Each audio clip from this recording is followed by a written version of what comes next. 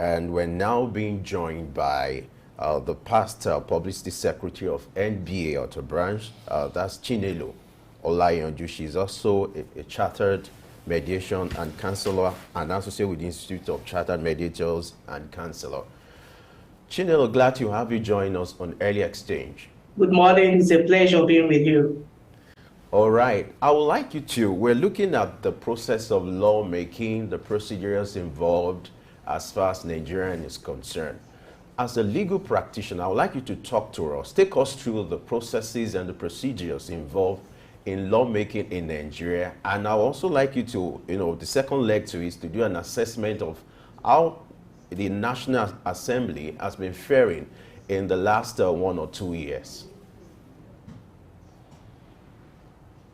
Okay, thanks a lot for this opportunity you've given to me.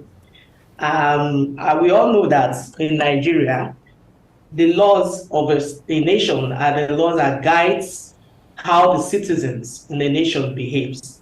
The laws can be in a communal level, within the community. It can be in the state and at the federal level. And before a law can be enacted, it has to pass through some stages.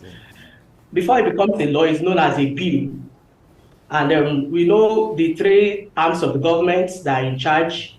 We have the executive arm that is headed by the president. We have the legislative arm, where we have the National Assembly that is made up of the Senate and the Federal House of Reps. Then we have the judiciary that interprets the law. But the purpose of this discussion will be channeling our energy more on the legislative arm. That is the National Assembly, which comprises of 2 chambers, the Senate and the House of Representatives. They are the ones that turn our bills that are enacted into laws. When a bill is made, the bill can come either through a private bill or a public bill. A private bill is when it has to do with the private citizens, a corporation, anything that has to do with a private individual, the rights and the wrongs of it. Then the public bill has to do it covers the one that has to do with the general public, the good of the general public. So there are the stages. You have the first reading, where the bill is introduced into the House.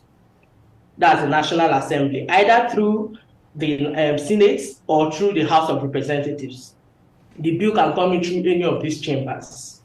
At the first reading, the clerk of the House introduces the bill through the short title and explains what the bill is meant to cover to members of the chamber. That is either the Senate or the House of Representatives. When this is done, they go on a recess, and another date is now chosen for the second reading of the bill. At the second reading of the bill is also introduced again, either by the clerk of the House, if it's a public bill, or by the person that is applying for the bill to be enacted into law, if it's a private bill. You now go ahead to explain to the House and the chamber involved. You explain to them on what the bill is meant to actualize, the advantages of the bill, the essence of the bill. When this is done, they take a vote on it. If it's accepted, if you have up to 2 or 3 people that accepted the bill, it now goes to the committee stage. But if nobody votes in support of the bill is rejected here and there. That means it doesn't pass the second reading stage. But if it's voted and seconded by some other people, it goes to the committee stage. At the committee stage, a committee will be set up to look into the bill, how the bill is going to affect the citizens or the private individuals or corporations that are in question. When this bill goes to the committee stage, the committee now looks into the bill thoroughly to check if the bill is worthy of going to the next stage or not, to see if there's a way that they can alter it to get a better a better understanding of the bill so that the bill will be able to touch more lives than it actually is. That's where you have the place of amendment, alterations. They go through, the bill goes through different alterations, different kinds of amendments to bring it into force. When the House is now satisfied, that when that committee, that standing committee, when it's satisfied that the bill has been amended and altered to suit the main, the short title of the bill is now taken back to the General House for the third reading and passage. By then, the clerk of the House will type out what the standing committee, the amendments that the standing committee have gone through, have done on the bills, and goes back to the third reading for the House. They now vote on the bill after because when this the clerk of the House types it and publishes in the official gazette, he makes sure that the bill is the published bill is supplied to every single member of the chamber that is hearing the bill. Like I said earlier, the bill could come in through the Senate or it could come in through the House of Representatives. So each single member of the chamber will have a copy of the bill that is meant to be voted into law. At that third reading, they now take a vote. If majority to third of the House agrees to the bill being enacted into law, they now, after the voting, the clerk of the House signs on it, the Senate signs, or the Speaker of the House of Representatives, depends on the chamber that the bill is coming through. If it's coming through the Senate President signs with the clerk of the Senate. If it's coming through the House of Representatives, the Speaker of the House of Representatives signs with the clerk of the House. After the signing, they now take it to the President for him to assent. That is after the third reading. That is, the committee have the first reading has gone through. It has passed through to second reading. It has gotten to the committee stage where the committee had altered and amended. It gets to the third reading when the members of the chambers have already gone through it and they are satisfied that this is something that is what's being law and they voted on it. They now push it to the president that will now assent to the bill. When the president signs on it, the bill now becomes law. That is when we now say that a law has been enacted. If the president vetoes on it, after the president has 30 days in which to assent. If he doesn't assent within 30 days, it's sent back to the House. And if the House feels that this bill is worthy to become a law, they vote again on it. And when two-thirds of the House votes in support of that particular bill, it becomes a law, whether the president signs on it or not. Okay. That's how the stages that the bills go through before it becomes laws. So before we see any law that is being proclaimed as a law of the Federal Republic of Nigeria, it must have gone through these stages. And when at the point of the third reading, after the third reading stage, and the particular chamber that is going through that particular bill is satisfied with that bill, it sends it to the other chamber. That means if the Senate are the ones looking at the bill, they send it to the House of Rep. All right, let's assume the bill has scaled all through the process and has gotten to the executive, which is the president, to assent to it, and the president assents to it. Or in a case where the president doesn't assent to the bill, you talked about the House having the constitutional power to veto the bill by two-third vote on the bill, and then it becomes a law. But from experience in Nigeria, looking at the Nigerian legislature, is it a common occurrence for the House to veto a bill where the president refuses to assent to the bill? It's not really a common occurrence, because most times the House, it's quite unfortunate in Nigeria, most times the House always goes towards the line of the presidency. So in view of that, I would say it's a problem of Nigeria not really having the three arms of the government independent of one another. They are somehow interwoven in Nigeria. So most times you find it difficult to see when the president is not assenting to a bill. You find it difficult getting the House through their own power, to majority power, assenting to that bill. All right, I would like you to react to this practice. It seems like when it comes to executive bill, it's been given accelerated hearing compared to a bill being sponsored by a member of the assembly or an honorable in the house. Talk to us in respect to the interference in the responsibility of the executive compared to that of the legislative arm of government. How healthy should this relationship be? And when it comes to checkmating each other, how should they go in order to ensure that good governance is being sustained? That I said something earlier that it's supposed to be that all arms of the government are supposed to be independent of one another, which to me Nigeria does not really have. Like I said earlier, it's supposed to be like a check and balance system where the executive should be independent on its own, the legislative on its own, the judiciary on its own. But in the Nigerian system, our democracy, to me, I feel we've not really gotten to that point whereby every arm of the government is on its own. That's why we are still having some little glitches in our system, in our legal system, in our laws, in the enactment of laws in Nigeria. Because most times you find out that when you have same people, same political parties, they already have their own goals, their aims, their aspirations. We find that they always want to toe the line of the presidency because they already have a system that they want to protect. So most times it's the checks and balances is not as strong as it ought to be in a true democratic setting, where the executive should have its own autonomy, the legislative its own autonomy. But in Nigeria, they are all interwoven, so it's quite unfortunate that we don't really have a strong check and balance in Nigeria. So how does party affiliations, public sentiment, influence the progress of bills? And what does that mean at the end of the day for the country? The party affiliations, it's the parties themselves already have what their own goals, their own aims, their own objectives, even before the president comes into power or sworn in as the president.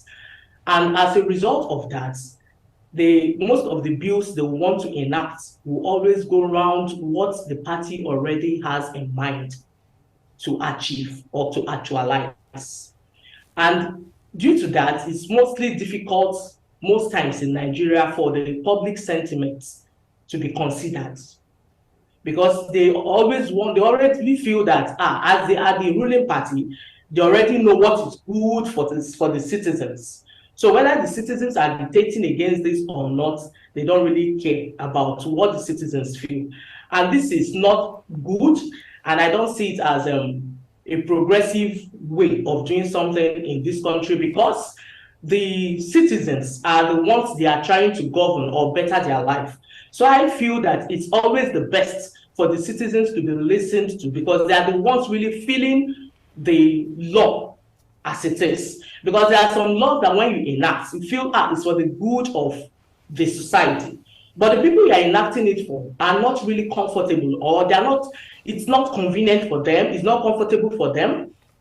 So I feel that in such things, I think the opinion of the general public should be sought. If they have things like town halls, where the opinions of the public should be sought in the process of enacting bills. Maybe stakeholders in each community, maybe if you are enacting a bill that has to do with, let me say, driving of vehicles, you get stakeholders, you go to different communities, get enlightened people that know what they are really doing in the society, hold a town hall meeting with them so that they will give in their 2 cents opinion. When the bill is interpreted to them, this is what this bill is aimed to achieve, they give in their 2 cents opinion in the enactment of the bill. It will go a long way to help our bills, when they become laws, to guide the people, to govern the people, and to help the people to obey the rules, because those people are the people that the bills are actually meant to protect. So our checks and balance still has a long way to go, because of the fact that our system of government the three arms of government are not independent of one another. I hope I answered your question. Yes, talking about bill, making reference to the interests of the people like you rightly submitted. We had a conversation earlier as regards bills passing through first reading. According to statistics released by the Ninth Assembly, about 874 bills were introduced at the first stage of reading. But you discover that the third stage of reading, only 162 bills were passed. Talk to us about the implication of this, like you make reference to that it be protecting the interest of people. What happens in a situation whereby a potentially viable bill meant to protect the interest of people is not being passed through the third reading and eventually lost in transit, if I may put it that way, and eventually that a bill does not see the light of the day? What are the normal day when such things happen? Assuming it's a public bill that was enacted for the good of the public, like I said earlier, no one will actually know which of the bills passes through if it's not given back to the public, for the public to know that this bill that was enacted passed through the first reading, second reading, committee stage, and the third reading or not. When the public knows about it, that's why I say giving back to the society during the town hall meeting. When those people representing us at the National Assembly, when they hold town hall meetings and explain to us the bills, these bills pass through the stage, did not pass through the stage as a result of this, as a result of that, it helps us, the public, to know if we will come together to even write, maybe amend the way the bill was presented to the National Assembly, for us to know how to maybe alter or amend it so that we'll push it back once more into the to the National Assembly for it to know if it will survive. Because when our representatives, if they are giving us a feedback on bills and why the bills were rejected, because definitely when bills are rejected, reasons for the rejection will be made known to members of the House, depends on the chambers. So if a feedback is given to the society through town hall meetings, the society will now know where to amend, things to add, things to remove, the alterations that are necessary that will help the bill pass through another reading. And if the bill is such an important bill that is really needed by the society, the people, the community would have, through the town hall meeting, known what to add, known what to alter or amend, and now push the bill back to the National Assembly for it to go through the reading once more.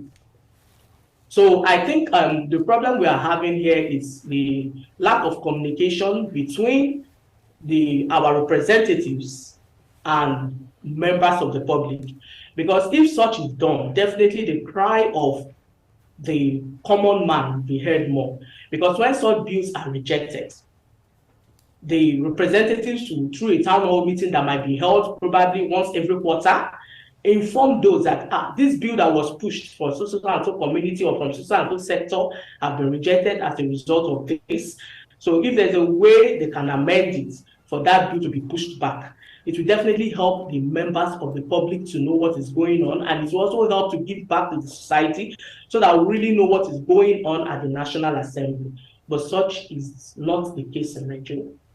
Okay, let me ask, is there hierarchy in the legislature? Because sometimes you hear a ranking member, and what does this mean? What does this hold any benefit for the constituents, the constituents, if they have a ranking member? And to a reasonable extent, you should be able to assist if you have a ranking member there. Because when they are doing the standing committees, when the bill is to be enacted into law, part of the people that will chair the committee will be the ranking members. So the ranking member will be able to really explain things to the committee, to help the committee to alter the bill, amend it in a way that will make it sail through the third reading for it to get to the assent stage. So definitely, if you have a ranking member, the possibility of the ranking member chairing being the chairman of a standing committee will be higher than when you don't have a ranking member from your constituency. All right. I would like to have your impression. What mechanism do you think could be put in place to ensure that bills are being followed through, they are being tracked, to ensure that they get to the right set of people? What mechanism can be put in place to follow it through? And then what do you think should be the role of the public when it comes to passage of bill? What role should they play? What part should they be actively involved based on your experience? From my experience, I would say the mechanism that should be put in place is the media. The media has a role to play, because the media, I see the media as the channel or the go-between between the public and the ruling class, because the media are the ones that have access to the ruling class. So I believe that when such bills are being passed, it should be made public through the media. If a town hall meeting cannot be done, maybe as a result of, let me say, the size of the country or the community in question, I would say that the media should be allowed access when a bill that is meant to be for the public interest is being passed through the stages. So at this stage, the media should be allowed access into the chambers and to give us a feedback of what is going on, the bills that are being passed, whether the bills are passing through the stages or being rejected, the reasons why they are being rejected. If the members of the ruling class will not be able to meet with the public, then I think the best mechanism to be put in place is to make use of the media, because the media should be able to have access. Once they are able to identify themselves as a media or pressmen, they should definitely have access into these chambers, and they should be able to give us a feedback, if not a live coverage, but a feedback after the bills have been passed through different stages. It will help the public to know what is really going on at the legislative arm of the government. I like the fact that So I think the hope of the common man is the media. I just think the hope of the common man is the media, the pressmen. All right. I like the fact that you talked about the role of the media, which is exactly what we are doing now for us at Souk News. That's part of our responsibility. I would like you to also talk about the role and the responsibility of organizations like the Nigerian Bar Association, which I think it's also critical. You're a member of that association and a high-ranking executive. I would like you to talk to us. What should be the role of organizations like NBA, Civil Rights Society, in ensuring that these bills are being tracked and followed through? Talking about the advocacy and which we earlier referred to. The Nigerian Bar Association is like more like should be more like an action group that should come together to speak so that the ruling class will listen. I remember sometime in my own state, Ogun State, when Nigerian Bar Association, we had to stage a peaceful protest on the roads, the bad roads. And we invited the media. Like I told you, the place of the media can never be overemphasized. Because even when the Nigerian Bar Association, when we are speaking, and the media is not helping us to propagate what we're saying, it will never go round, it will not get to the common man. So the Nigerian Bar Association is like an action group that should speak against the ills that they're saying. Anything that they're saying that is not good going on in the legislative house, anything that they're saying that is not good that is going on in the public domain, the Nigerian Bar Association's duty is to speak out against it. Then the media helps us to propagate this, and it gets to the ruling class. And once it gets to the ruling class, I'm sure that whoever is in charge will definitely get back to us. Like I said, when we stage a protest in our state here, in the state, against the bad roads in the community, our area, those are local governments, we had to involve the media. And it was the media that made it to get to the attention of the governor, and the governor sent representatives to Nigerian Bar Association, assuring us that the roads will be done. So our own duty as Nigerian Bar Association is to speak out against any ills we are seeing happening. The media helps us propagate it, and I know that once it gets to the ruling class, and knowing that it's coming from the educated and learned people, definitely the ruling class will listen to us and go to action if it's done properly. All right, on the final note, quickly, talk to us about the process of ratifying international treaties and agreements. Does the process differ from those of ordinary domestic bills in the Nigerian legislature? All bills go through the same stages. The only thing it does is that the chambers now that will be involved, the two chambers will now be involved. If it's an international treaty, the chambers will have to form a committee that comprising of the two representatives of the two chambers. Unlike if it's just a bill that has to do with Nigeria, it can go through one of the chambers. After they ratify it, it goes to the next chamber. But when it's an international treaty, the two chambers, they have to come together to form a committee. Representatives of each chambers will come together and go through the bill, make sure that everything, through the same process, the first reading, second reading, all bills, whether in an international treaty or a local one, has to go through these stages for it to be ratified by the president.